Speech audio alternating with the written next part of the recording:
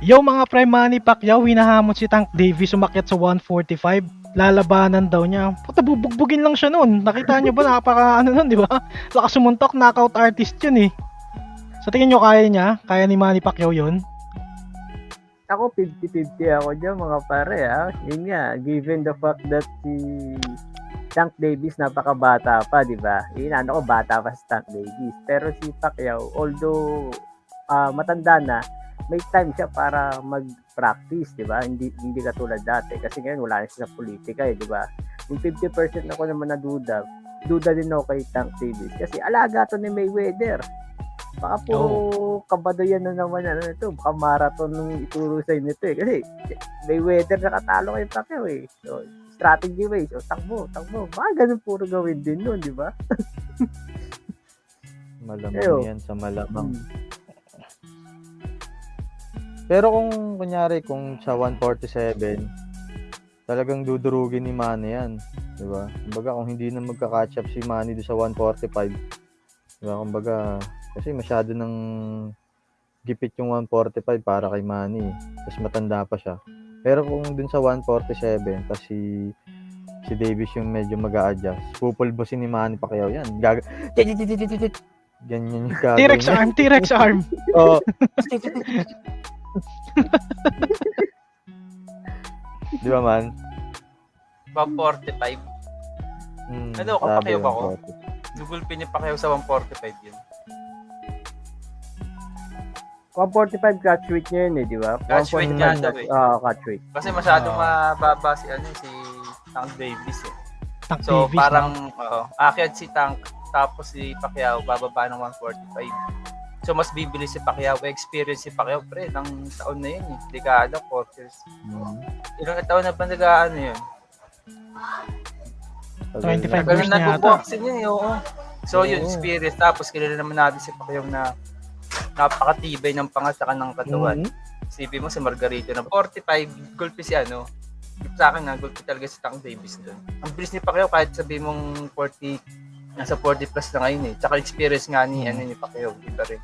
Tsaka tibay ng katawan, di ba? Oo. Grabe. Baka kinakain nun man eh. Eh si magaan pa yun, nasa galing siyang magaan, aakit lang siya, si Tank Davis kung sakali. Babagal si Tank noon. Tapos yung bilis ni Pacquiao, tsaka yung lakas ng sunitong. So Pacquiao pa rin ako doon, mga 45. T-Rex arm. Pak. Yeah, T-Rex arm. T-Rex arm. Ito lang, T-Rex arm. Tama. Mga ka-porncasters, tama yung mga ka-porncasters natin. No? Siyempre, pag umakyat si Tank Davis ng 145, malamang sa malamang pupulbusin talaga ni Manny Pacquiao yun. Kasi timbang ni Pacquiao yun eh. Tsaka iba talaga yung bigat. So kung natatandaan nyo yung laban ni Jermel Charlo kay Canelo nakaraan lang recently, di ba? So parang hindi si Charlo talaga yung lumalaban. Kasi ramdam niya yung pag-akyat ng timbang eh. So same goes with Tank Davis. Kapag umakyat siya ng 145, talagang mangingiba. Bibigat siya, babagal. Diba? Tsaka when it comes to experience, Manny Pacquiao talaga. Akala nyo kay Tank Davis ako Di ba yung kay Charlo tsaka kay si makalaban Canelo, di ba?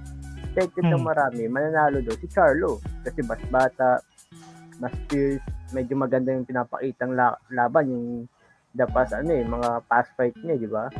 Pero yun nga, yung nakita natin, parang binaksing 101 ni Canelo. Ganun din siguro mangyayari nito, di ba? Tuturuan ni Pacquiao. Solid yun. Pero maganda yun. Sana pumayag si Tank Davis eh. Wala pang response no? Si Pacquiao kahit goal lang no? Ewan ko, kahit umaayaw to si Davis eh. Nakaraan, hinamon siya nung yung nakalaban niya. Si Pitbull. Umayaw yung mukha niya, sabi Pitbull, laban daw siya. Sabi ni Tank Davis, hell no, ayaw niya eh. Kasi nabalatuba siya doon eh. Isa pa yun, si Pitbull. Pero tinalo na ni Davis yun eh. Pero dikit talaga. Kumbaga, halos hindi rin tumatama yung suntok ni Davis dun eh. Puro salag ni Pitbull yun eh. Pero syempre, favor pa rin kay Davis yun. May history nga si Davis na ganyan na umaayaw na parang money picker din eh. Parang pera-pera lang. Sino mas malaki di ba? Tsaka baka hindi pala payagan ni Floyd. Yung galawang Mayweather. Baka labanin si Floyd pag nagdadalang Pag nag-ibad edad ng 50, katulad ginagawa ni Floyd.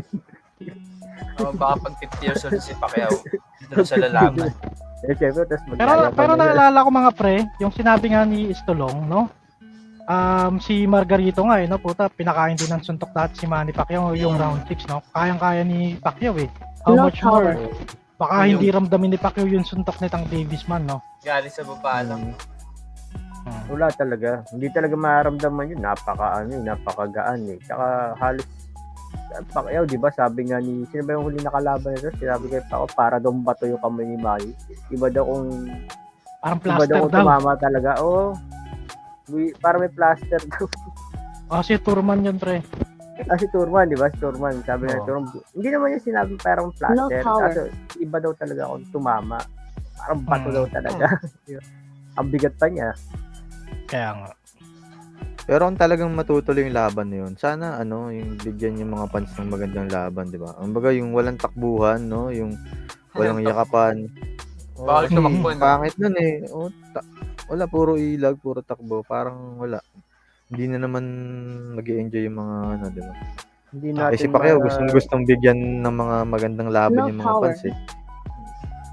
Hindi Hindi natin kasi masabi yan ubra kay alaga yun eh. Kay Pacquiao yung style ni Davis na naghihintay lang ng perfect timing para sa power tama. moves, diba? Tama.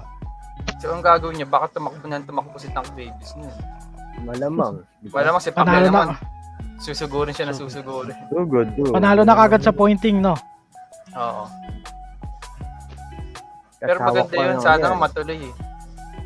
Abangan natin yung yung sagot ni Davis doon. Davis, Hmm. no? Pero kung hawak siya Nanginginig na yun ngayon. kung hawak siya ni Floyd, malamang sa alamang hindi papayagan ni Floyd yun. Yun nga eh. Negative. Ito yung problema dyan eh. Ang Di ba? mimili ng yun eh. Ng kalaban, di ba?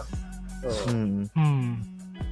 Malamang pa matuloy niyan si mamaya topic natin yung De La Hoya, Pacquiao. Mamaya, di ba?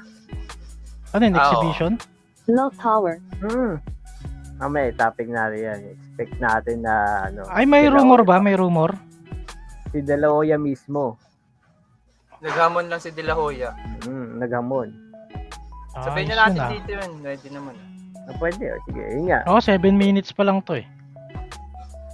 Pwede, expect natin dyan kay De La Hoya Pacquiao. Yun pa yung expected ko na matuloy kasi sa Mexicano, wala nang inuurungan yan. Yan pa yung magpapakita ng magandang laban sila dito. Saka may sila eh. Kumbaga, banding na nila, banding moment ng matatanda na yan eh. Pero in fairness kay pre, kay De La Hoya, madalas pa nagmi-meet yun eh. Oo. Nagmi-meet, nag-shadow boxing, ganyan. Nagtropa sila eh. Active pa rin yun, active pa rin siya. Oo, kahit mataba. Nakita niyo ba yung mukha nilang dalawa? Yung first meetup nila ay sa picture. Mukha silang mga addict pa yun. Payat na payat. Tapos ngayon, ito sa The Legends na picture na. Tataba na eh, no? Lalaki Wala na nang mga nilaki. nag-game.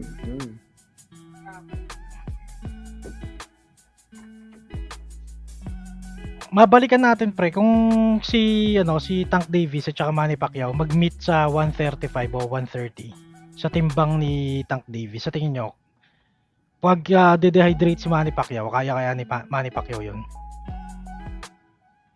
Kaya niya yun. Kaya niya siguro 135. Kasi, yun nga, sinabi ko kanina, wala nang hindi na siya active sa politics ngayon. Kaya niya mag-focus ng 3-5 months ng dehydration, di ba? Although sabi mong matanda na puta, kita mo paano mag-workout si Manny, di ba? Tumatakbo, saka napaka-active sa shadow boxing, di ba? Kaya niya yun, sa akin. Kaya Mancho. Oo, kayang-kaya yun. Tsaka ngayon wala nang politika, di ba? Hindi na siya masyadong magpo-focus doon. At least, kung meron ba siyang ibang pagpopokusan, yung boxing na lang. Diba? Yun.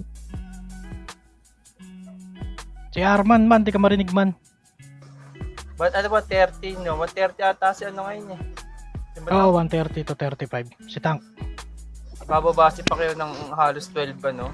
Hindi, 135 siya magka-cut. Oh, 147 si Pacquiao eh. Baba siya ng 12 pounds. So yung tuyo siya nun, pre. No Baka matay power. na yun. Diba? Hindi ko sure. Hindi, given natin 3 months or 4 months, di ba? Baka sobrang piga naman siya. No? Baka naman manghina siya nun. Tol.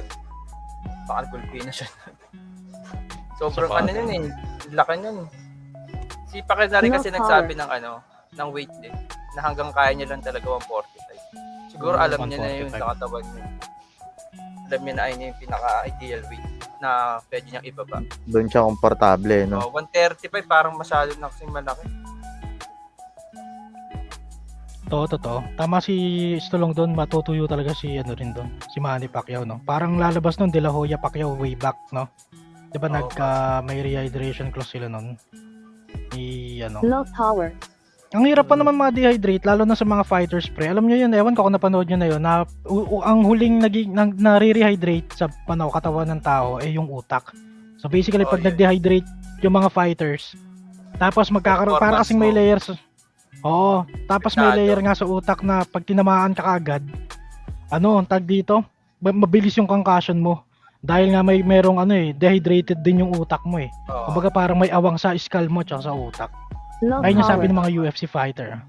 Kaya mahirap din talagang mag-dehydrate. Yung calcium Kaya supplements. Kaya kunyari, kung ayaw nilang ma-dehydrate, di ba? Huwag na lang sila maglaban para wala nung mangyari. Wala nang close. Sayang din yan, no? Mga ganyan-ganyan, no? Sayang yan, sayang.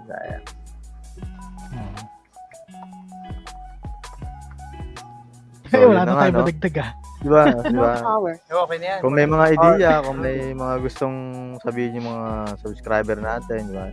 Yung mga followers Oo. natin, kung ano yung masasabi nila sa mga napipintong laban di umano, di ba? Oo. Mag-comment lang sila. Tapusin na natin Comment to, lang yun kayo. na nga. Comment na lang kayo. Comment sa lang kayo, mga mapapanood. Mga ka-porncasters, kung anong masasabi niyo sa namin sa pag-analisa no sa mga paparating na laban no. Tsaka huwag kayong magagalit sa amin kasi mga opinion lang namin 'to. Comment lang kayo, gawin nating healthy conversation yung comment section natin sa YouTube. So abangan namin yung mga comment nyo mga ka-porncasters, nandito lang kami. And tuloy-tuloy lang sa pag-follow. Maraming salamat mga ka-porncaster. Grabe no, nag-skyrocket kasi yung views namin eh. Galit na galit sa amin porket tinawag ni Stolong si Angas ng Pinas na Ungas ng Pinas, tsaka si Sase. O si Ocho, Grabe, binabash din si No power. Tapales. And Uy, ano hindi, naman eh. Hindi lang namin yan. Hindi porket Pilipino kami, mga ka-porncasters, so suporta na. Syempre meron kaming sariling tawag dito pag-a-analyze sa mga natin, boxingero, 'di ba? So suportahan niyo lang kami, no. Gawin nating healthy discussion 'to. 'Yun lang, maraming salamat. Papuputulin namin ang panandalian, babalikan namin kayo. Bye. Shing.